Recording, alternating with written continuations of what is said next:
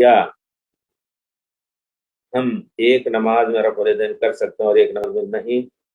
वजह बता रहे हैं, मेरे वालिद एक पक्के हनफी हैं और मुझे अहले हदीस सलफ के मुताबिक दीन को जानने जाने वाले मेरे अब्बा को पसंद नहीं कि मैं रफ़ुल यदैन करूं, और वालिद के साथ इसी बात को लेकर कई बार बहस होती है, इसलिए उनके सामने मुझे रफ़ुल यदैन नहीं करना, और जब अकेले पढ़ता पढ़ता हूँ तो रफ़ुल यदैन करता हूँ। क्या ये दुरुस्त है? बिल्कुल नहीं दुरुस्त है।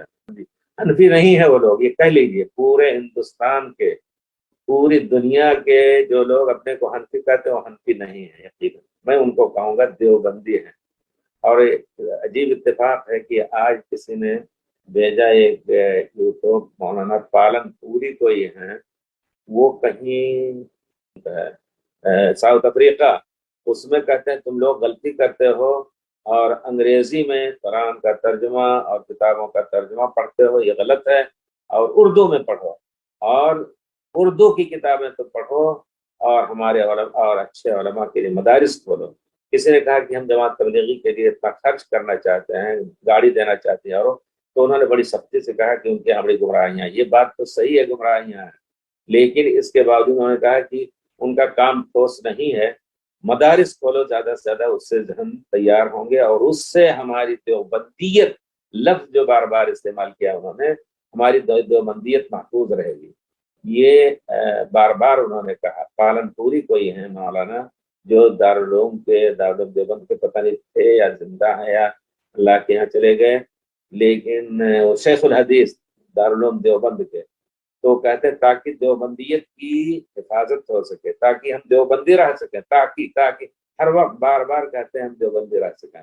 तो मैं ये कहना चाहता हूँ कि ये लोग देवबंदी हम पे नहीं, इमाम अबू हनीफा के खिलाफ भी हैं, अल्लाह और रसूल की बहुत से मसाइल में अल्लाह और रसूल की किताब के में वो सहाबा के खिलाफ समझने की कोशिश करते हैं।